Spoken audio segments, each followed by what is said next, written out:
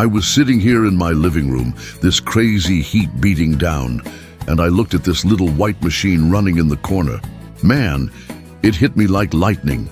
Imagine having one of these in the Certeau back in '92, the sun cracking everything open, hot wind blowing into the houses, and people fanning themselves with palm leaf fans.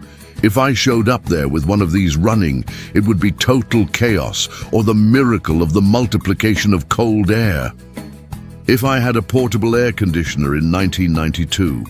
Back in '92, air conditioning was something from American movies or fancy banks in the capital. Nobody in the Certeau knew what that was. Imagine the confusion, the machine making that little vroom vroom sound, blowing cold air that made the dust settle. People would call me a healer, a prophet, or most likely someone who made a deal with the devil. Let's see the chaos I caused at the city fair with this contraption. The first place I went, of course, was the fair. The sun there shows no mercy, the smell of fish, cilantro and sweat all mixed together, and the heat rising from the dirt ground. I arrived in the middle of the fair, put the unit on a wooden crate, pulled an extension cord, and plugged it into the outlet at Ignazio's stand. He sold tobacco rolls. I pressed the button, and the little hum started. In less than a minute, a crowd of curious people formed. Folks dropped their shopping, chickens stopped clucking. Ignazio, with his thick moustache, looked at me with wide eyes. "Hey son, what mysterious box is this? It's making noise, but there's no music," I smiled, pointing at the airflow.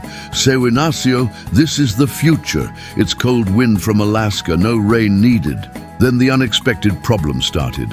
The cold blast from the air conditioner hit Dona Mocinha's fruits, the vendor next door.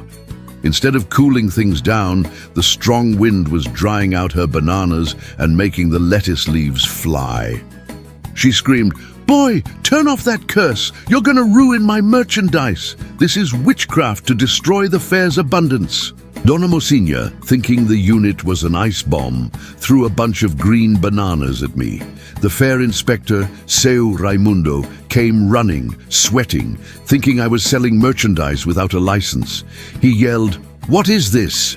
What kind of fan is this that spits invisible smoke and makes people sick with cold?" I tried to explain it was just technology that removes heat, but nobody was listening. They just wanted to feel the cold air. I had to unplug the machine and run. Seu Ignazio, the tobacco seller, still whispered, "Come back tomorrow night. We'll make a deal to steal one of those." The chaos was real. The confusion was huge, and this was just the beginning. If you want to know what happened when I took the portable air conditioner to church at Sunday Mass, where the heat was hotter than hellfire, comment below, "I want chapter 02. And stay tuned because there's a lot more chaos and cold wind coming. Join me in this madness. After the chaos at the fair, I thought, where do people need relief more than at Sunday Mass, with the sun beating down on that tile roof? I went to the church. I arrived quietly, placed the portable air conditioner next to a column, kind of hidden, and turned it on silent mode. The priest was talking about eternal fire and the heat of sin. Then the cold breeze started circulating. The people, used to sweating their shirts off in church, started straightening up on the benches. Donna Aurora, the most devout, stopped fanning herself and looked around, suspicious. She crossed her arms, feeling the cold air, a coolness. Could it be God's grace descending earlier today? The problem was the priest. He was sweating, gesturing strongly about the final judgment when the cold air hit right on the back of his neck. He stopped the homily, coughed, and looked at me. "My son, what strange breeze is this? Did the Holy Spirit descend today in the form of a cold wind, or is it the air conditioning of some angel?" The people, thinking it was a miracle, knelt down and started praying to the unit. The priest, not understanding the technology, got scared it might be temptation. "Don't touch that strange object. It could be the devil disguised as thermal relief." But the kids, melting from heat, started crawling on the floor to get closer to the air. I tried to whisper to the priest that it was just a modern cooler, but he didn't want to know. He told me to take the demon's device out of there or he'd call the police. I ran out with the machine under my arm, and half the congregation sneaked out after me, begging for one more minute of cold wind. The priest kept talking about eternal fire, while everyone only thought about the cold breeze. Man, I almost went to jail because of the heat and the air conditioner, but the confusion didn't end. If you want to know the chaos I caused when I took the portable air conditioner to Dona Sebastiana's classroom, where silence was law, comment below, I want Chapter 03. And continue with me in this time travel craziness. I thought, the classroom is the hottest place. People studying under a zinc roof. Dona Sebastiana can't stand the sweat anymore. I went there in the middle of geography class. I put the air conditioner next to the blackboard, turned it on medium, and let it do its job. Dona Sebastiana, a strict teacher, was explaining about the water cycle in the northeast. The cold wind started blowing. The students, all in flannel shirts and jeans, stopped fanning themselves with their notebooks and started rubbing their arms. Dona Sebastiana felt the chill and stopped writing on the board. She looked at the unit suspiciously and asked, "What's that noise? And why does the room feel like we're in the mountains? Was it a miracle?" The problem was the silence. With the cold wind, people started feeling really sleepy. Zezinho, the most restless kid in class, dozed off on top of his book. Dona Sebastiana was furious with the students' laziness. She yelled, "Wake up! Study is the light. But sleeping in class is the sin of laziness. What spell is this making my class sleepy?" Dona Sebastiana grabbed her wooden ruler and instead of hitting the students' hands, tried to hit the air conditioner. "Get out of here, spirit of idleness," she screamed. One of the boys, feeling very cold, grabbed the map of Brazil from the wall and tried to cover the unit to muffle the wind. The map ripped completely. I had to intervene, taking the unit out before she destroyed it. I explained it was just a cooling machine, but she didn't believe. Machine to cool the head and make the class sleepy. Take this frozen demon out of here. I left the classroom with the entire class begging me to come back the next day. Zezinho, still drowsy, promised to give me his lunch in exchange for more refrigerating gas. Future technology is dangerous in the hands of the old guard. I almost lost the air conditioner to Dona Sebastiana's ruler. If you want to know the chaos I caused when I took the portable air conditioner to Dona Nega and Seu Damião's wedding, on the hottest day of the year, comment below, I want Chapter 04, and help me spread this coolness in the past. I thought, weddings in the Sertão are beautiful, but they're hot as hell. Poor Dona Nega getting married in veil and wreath, Seu Damião in a black suit. The heat must have been about 104 degrees. I went to the party hall, placed the portable air conditioner right near the cake table and turned it on maximum. Everyone was sweating, women fanning the children. The cold breeze suddenly arrived. First, the bride stopped sweating.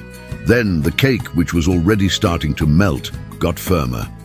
Seu Damião's mother-in-law, Dona Coutinha, felt the coolness and looked up.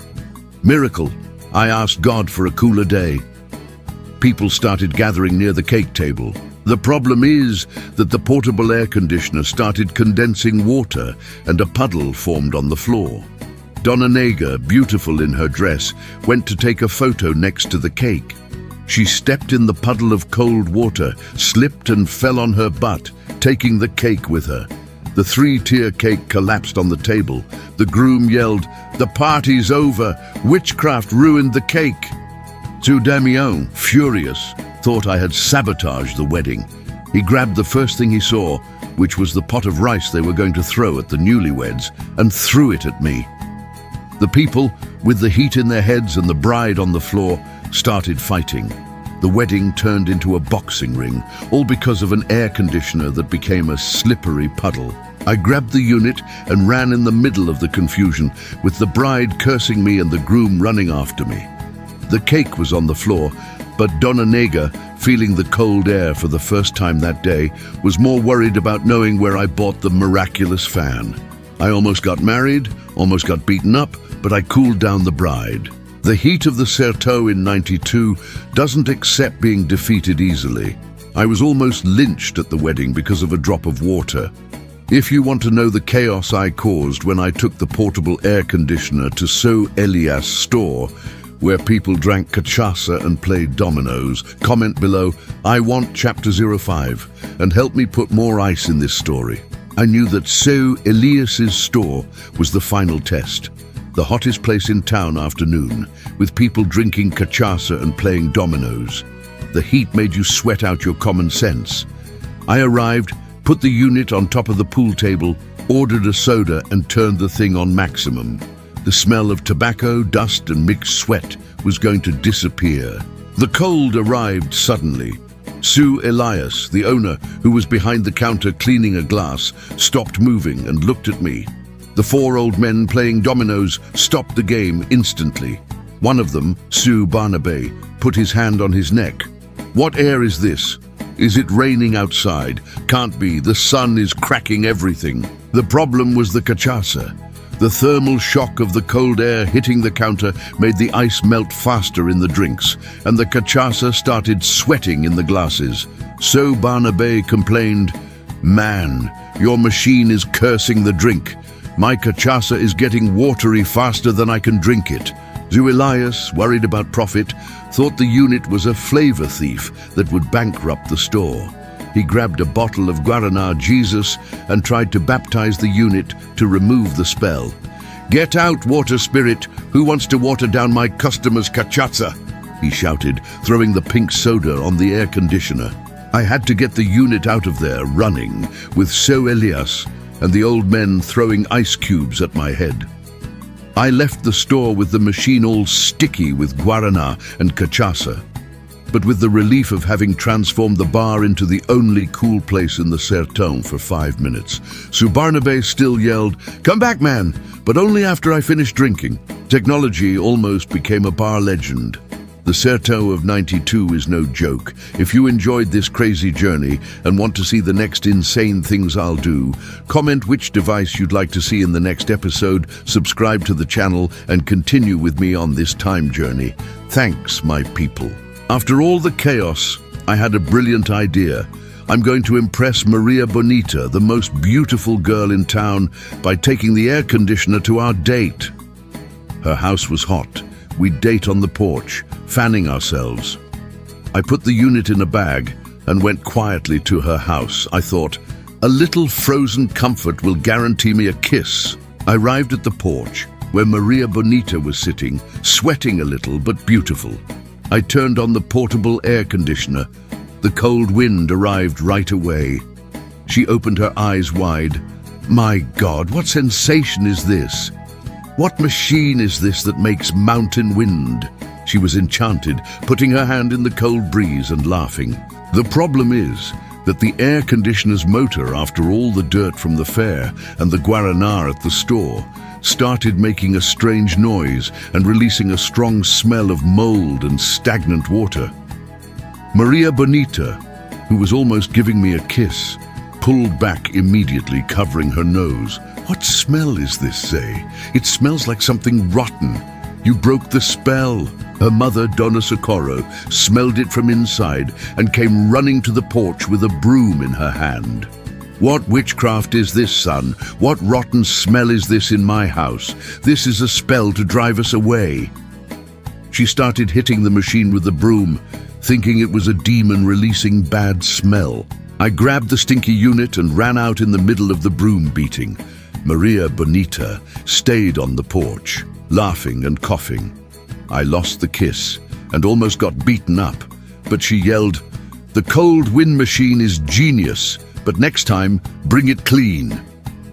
Technology, when not well maintained, makes you embarrass yourself in the Certeau or anywhere else. And if I had thought twice before turning on this dirty machine in the last century, maybe nobody would have called me a stinky sorcerer.